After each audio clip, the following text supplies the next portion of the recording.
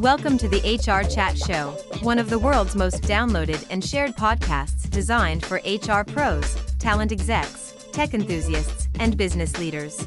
For hundreds more episodes and what's new in the world of work, subscribe to the show, follow us on social media, and visit hrgazette.com. Welcome to another episode of the HR Chat Show. Hello, everybody. I'm your host today, Bill Banham.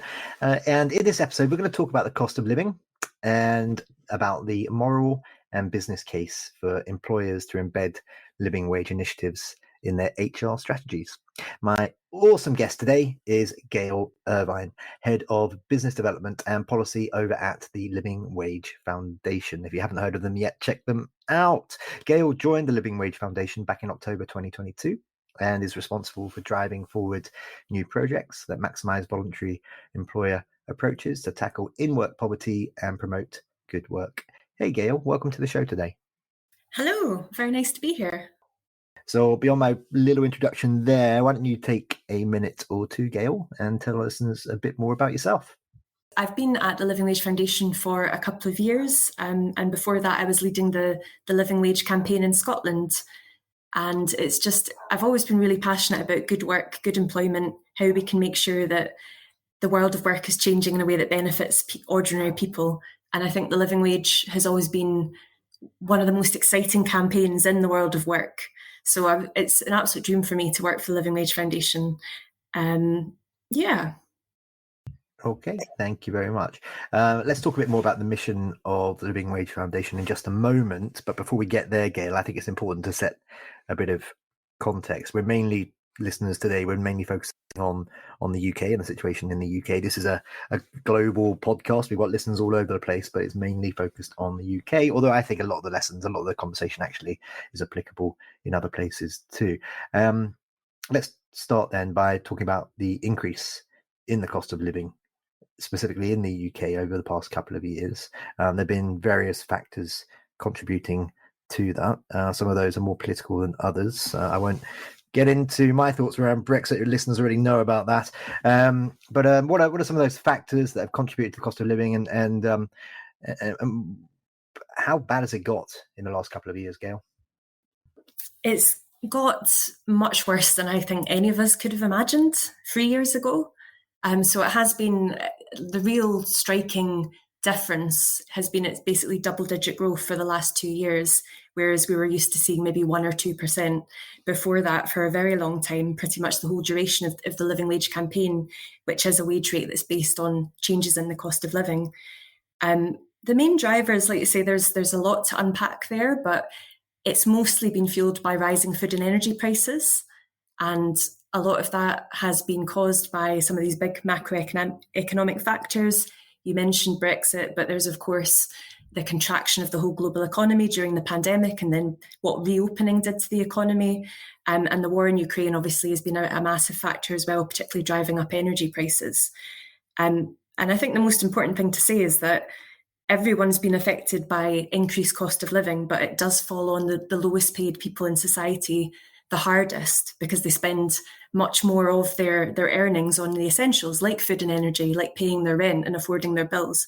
So it's been really important at the Living Wage campaign for us to ensure that the living wage rises in line with changes in the cost of living, and actually to make the case that a wage rate that's based on changes in the cost of living is needed now more than ever during a cost of living crisis. Thanks for listening to this episode of the HR Chat Podcast. If you enjoy the content we produce, we'd be super grateful if you could subscribe and follow us on social media. And now, back to the show. Okay, so my next question was going to be, tell me about the mission of the Living Wage Foundation. You've touched upon it there. So more than ever, then you guys are needed. Your mission is more critical than ever, right? What you're doing at the moment has got more impact than ever before. Is that fair to say? Exactly. Is it worth me going back a bit and sort of talking about where the campaign came from and how it's changed over recent years? Yeah, please do that. That'd be great. Because I guess what I would like to say is that while that campaign is needed more than ever now in the cost of living crisis, the fact is that we just have never kept pace with the cost of living or at least in recent decades in the UK, and that's where our whole campaign came from. And it started over 20 years ago with workers in the East End of London who were working sometimes multiple jobs on the government's minimum wage and not being able to get by, not being able to afford the essentials. And that's why we alighted on this call for a real living wage, one that is calculated based on the actual changing cost of living. So it started as a voluntary campaign. It was quite a local grassroots campaign in London, calling on local employers to pay the real living wage. And that wage rate was then calculated by Loughborough University. It's now calculated with inputs from Loughborough University, but also the Resolution Foundation think tank, and it's overseen by a Living Wage Commission. We update it every year. But as I alluded to, that used to be changes that were 1 or 2%, but the real change has been this massive leap into double-digit inflation as the norm in the last couple of years. So although it's never been easy to make ends meet on the minimum wage in the UK, it's become almost intolerable pressure on the lowest paid workers in the last couple of years. So we do feel like it's needed more than ever. And what's been incredibly encouraging is that over the last couple of years, I mean, since the pandemic, really, we've seen a real increase in living wage employers. The network has more than doubled over that time. And there's now 14,000 living wage accredited employers in the UK. So it's not just us that's saying this, it's over 14,000 employers who also recognise now more than ever a wage rate based on the cost of living is what really matters to low paid workers. Okay, thank you very much. So let's just be clear on a couple of definitions here then. What is meant for, I mean, I think a lot of people are familiar with this term, but what is the definition of real living wage? And also you guys have other initiatives, you have other terms, living hours and living pensions. Perhaps you can talk a little bit about those too.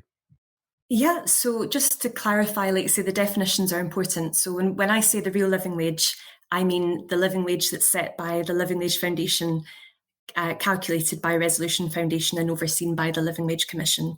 It's currently £12 an hour across the UK, and it's £13.15 in London, where the costs of living have traditionally been higher. So it's a voluntary rate, and that's a really important distinction. Listeners will probably have heard, obviously, the UK government has what it calls a national living wage, which is their minimum statutory wage floor for older workers. So ours is voluntary. The government's, of course, is the legal floor, but also the critical difference is that the government's minimum wage is not based on the cost of living, whereas ours is and is recalculated annually to reflect changes in that. Our other initiatives, it's great that you mention these. We've also got something which is absolutely the other side of the coin to wages, which is living hours, because ultimately, even if you are earning a real living wage, if you don't have enough hours in the week to make ends meet, you're not necessarily going to be able to escape poverty or to have a decent lifestyle for yourself. So living hours is our accreditation for employers, which is designed to tackle insecure work, particularly insufficient notice of shifts that are cancelled at the last minute, and also just insufficient working hours. So that's a campaign which we've been running an accreditation since 2020 we launched. And more recently, we also introduced our living pensions accreditation. And that's because today's cost of living crisis is tomorrow's pensions crisis, unfortunately. 4 out of 5 people aren't saving enough for retirement, and that rises up to 95% of low paid workers. So the living pension is our new employer accreditation, which is basically a better standard of workplace pension with 12% annual pension contribution that will allow workers to save up a pension pot to have a decent standard of living in retirement and escape poverty in later life. Thanks for tuning in to this episode of the HR Chat Show. IEA training provides professional development to a changing workforce with changing needs, and we're proud to support this episode of the HR Chat podcast. IEA offers lots of courses, webinars, and on-demand training to meet our students where they are and help them reach their goals. We're proud of our contribution to better risk analysis and high operating standards in the industry. Learn more at ieatraining.org. And now, back to the conversation. I wonder if you're able to share the percentage, the proportion of folks in the UK who are living below that real living wage. I understand that the minimum wage will increase in April up to £11.44 per hour for workers who are over 21. But there's a difference between the £12 something you mentioned there for the real living wage compared to the minimum wage. How many folks are not even touching that level at the moment? So it's about, it varies across the UK, but the average is about 12% of the workforce are earning below the real living wage. And the consequences of that are really severe. We did some polling last year that showed that 60% of workers earning below the real living wage had turned to a food bank in the last 12 months. And about 40% were struggling to heat their homes or regularly skipping meals because of financial reasons. So although the number of people earning below the real living wage has come down quite significantly over the last 10 years or so, it used to be about 25%, but the consequences of being below that threshold are incredibly severe. So that's why we continue to call for more and more employers to pay the living wage, and particularly to become living wage accredited, because the conditions of becoming living wage accredited is that you don't just pay it to your directly employed staff, but you also start pushing it through your supply chain. So getting to some of those outsourced workers that are in some of the lowest paid and most insecure jobs in the economy. What does it say about a company in terms of their CSR, their corporate social responsibility, if they are accredited? What does that say as a potential employer, do you think? Well, it's one of the biggest drivers of becoming accredited is it improves your reputation as an employer. So 94% of living wage employers see business benefits from becoming accredited. But one of the things they cite most highly, around 85% say that it's enhanced their reputation as an employer to have that badge of being living wage accredited. And around 60% see improvements in their recruitment and retention as a result of being living wage accredited. So it very clearly helps with differentiating employers in a challenging labour market and being seen as an employer of choice. Okay, this is me as devil's advocate now, okay? So don't think that this is what I believe. But isn't there a case to be made that some businesses need the flexibility? They need to be able to offer below the real living wage amount, something closer to that minimum wage amount, just to be competitive, just to keep going in a very difficult market right now. It is a difficult market, but ultimately the people that are bearing the worst costs of the cost of living crisis are people on the lowest incomes, and it doesn't really make sense to us at the Living Wage Foundation that you would base your business strategy on poverty wages. We are a developed country, we're one of the biggest economies in the world, and it does, something that a lot of the business leaders that are living wage accredited say to us is that they couldn't really look themselves in the mirror if they weren't trying to pay a base rate of pay that at least allows their staff to afford the minimum essentials. So things that I talked about, like being able to put food on the table and heat your home. And of course, there's a lot of different actors that have to play part in trying to bring down in-work poverty. And I think we're definitely conscious of the huge pressures that have been placed on business in recent years through one crisis after another. But most employers can afford to pay a real living wage and will see business benefits from doing so. And it is worth saying that it isn't just a cost, it is an investment. As I highlighted, there are some noticeable business benefits that employers see very quickly once they make the change to paying the living wage to their staff. So it's not just a cost, it is an investment as well. Okay, thank you very much. We are already coming towards the end of this particular conversation, Gail. Just a couple more questions for you. The next one, maybe kind of as a recap of some of the things that you mentioned before, but I'd like to give you an opportunity to sort of press it home in terms of what have been some of those impacts of the living wage campaign so far in terms of on workers, influencing government policy and so on.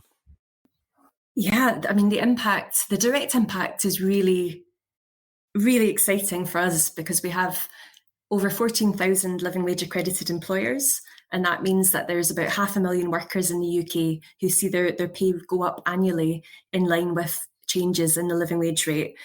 That means there's actually across the UK now 1 in 9 employees work for a living wage employer. So obviously there's scope to improve, and we'd love to bring more employers into that number, but it is a huge campaign of businesses, probably the biggest movement of businesses in the UK, that are all behind this idea of a wage rate based on the cost of living. We also know that we have what we call the shadow effect of the living wage. So it's not just the employers, the 14,000 that are accredited, but there are many more employers that basically track the living wage, and they use that as their reference point for setting their base rates of pay. So all the big supermarkets do that now, which is really encouraging to us, given the huge numbers of workers that are on low pay within those industries. And we've also influenced government policy. I think we've been able to put a consistent upward pressure on the government's statutory minimum wage. And the most obvious manifestation of that, I suppose, was when the UK government rebranded its minimum wage rate for workers aged over 23 and called it the national living wage. So trying to borrow the language of our campaign, sadly, they didn't change the methodology behind it in any way to actually take into account the cost of living. But I think we took it as a compliment, to be honest, that was something they felt compelled to do, and that they have actually continually pushed up their statutory minimum wage and what they call the national living wage over the years, so that has reduced low pay in the economy as well. Okay, perfect. And just finally for today, Gail, how can our listeners connect with you? So maybe that's LinkedIn, maybe you might want to share your email address. I bet you're super cool and all over TikTok and places. And of course, how can they learn more about the Living Wage Foundation? I'm definitely not cool or over TikTok, but the best place to learn about the living wage is just to go to our website, which is www.livingwage.org.uk. I am on Twitter, but I don't use it very much anymore. But I think it's Gail_Irvine_. If you really want to find me, it's at Gail_Irvine_. Perfect. Well, that just leaves me to say for today, Gail, thank you very much for sharing this very important message and being my guest today. Thank you. And listeners, as always, until next time, happy working. Thanks for listening to the HR Chat Show. If you enjoyed this episode, why not subscribe and listen to some of the hundreds of episodes published by HR Gazette? And remember, for what's new in the world of work, subscribe to the show, follow us on social media, and visit hrgazette.com.